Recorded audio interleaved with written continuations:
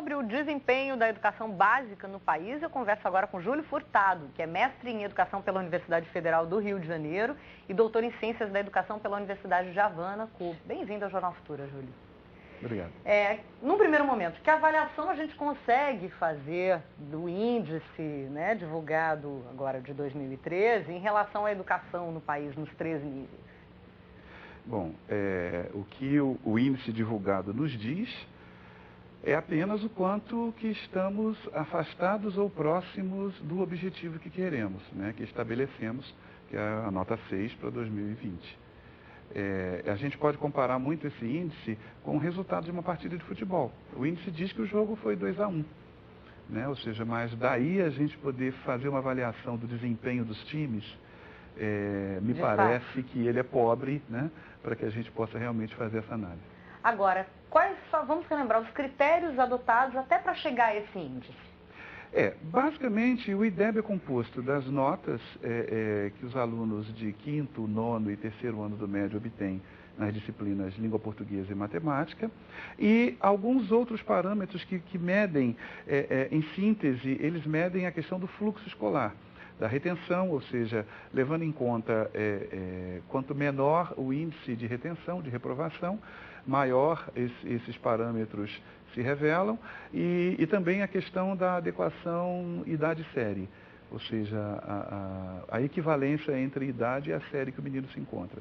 Em síntese, juntando-se isso, a gente tem o IDEB. Na verdade, até a professora comentou que ele é um diagnóstico. Um diagnóstico para se poder criar, inclusive, políticas públicas dedicadas à melhor qualificação da educação. Na sua opinião, como pesquisador, você acha que esse tipo de índice, né, geral, ele pode servir de fato para se implantar políticas públicas efetivas num país diverso, num país profundo e contraditório ao mesmo tempo? É bastante temerário, né, usar o IDEB para a implantação de políticas públicas. Eu acho que ele é um índice pobre, apenas ele, nesse sentido. Até porque, como já disse, o IDEB ele é um parâmetro de comparação, né? E as políticas públicas, elas precisariam de dados relativos ao processo. Nós temos, por exemplo, o IDEB das escolas do Maranhão, nós temos o IDEB das escolas do Distrito Federal, o IDEB das escolas de Alagoas, o IDEB das escolas de São Paulo, e essa análise ela não pode ser simplificada a simples comparação entre as notas tiradas nessas escolas.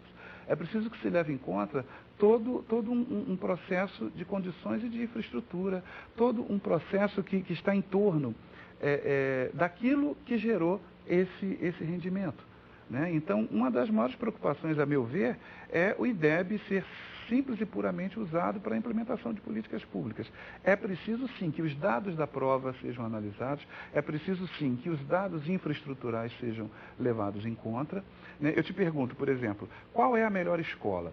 Será que é uma escola lá do interior do Maranhão que conseguiu elevar, com toda a fragilidade estrutural, com todo o salário baixo que os professores lá têm, com toda a falta de recursos que existe lá, mas que ela conseguiu elevar a aprendizagem, por exemplo, dos alunos 4 décimos, mas ainda se mantém abaixo de 5, por exemplo, ou talvez escolas de São Paulo, talvez dos bairros mais bem servidos, que tirou uma nota 6,5. Ou seja, nesses números não aparece o contexto, não aparecem as outras variáveis. Eu não posso comparar o 6,5 com o 5, 4,8. É completamente relativo. Agora, e as políticas, sim, para a política mais ainda. Né? Agora, em termos de também desempenho, né, dos anos iniciais, dos anos finais do ensino fundamental e do ensino médio, aparece uma grande uma diferença.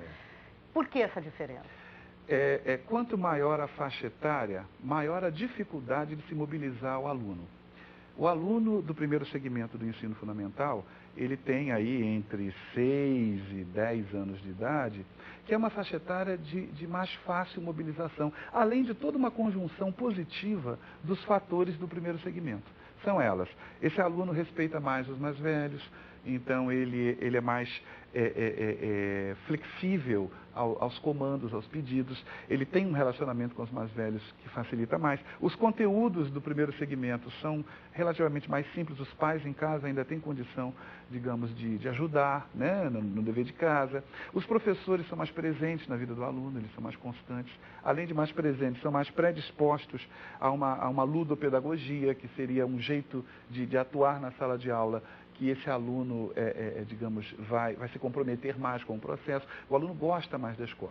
Segundo segmento, a partir do 6º ao 9º ano, que a gente já vai para uma média etária aí de 11 a 14, 11 a 15 anos. Todos esses elementos, toda essa conjugação de fatores já começa a decair, né? Ou seja, o pré-adolescente e o início da adolescência, ele já tem uma maior dificuldade de relacionamento com esse professor, já com os pais em casa, né? E no ensino médio tem a questão da profissionalização. E no ensino médio a coisa se agrava mais ainda, acrescendo que esse jovem já está aspirando ao mercado de trabalho e culmina também todas as lacunas, né? O ensino médio, ele é o segmento redentor da aprendizagem, né? Ou seja, ele recebe tudo aquilo que o ensino fundamental ensinou ou não ensinou, e ele sempre tem sido encarado como está na hora de redimir. Então vamos aumentar a quantidade de conteúdos e conhecimentos, né, que é para poder garantir, tendo ele aprendido ou não até agora. Júlio, obrigada, tá? Pela sua presença aqui no Jornal Futura.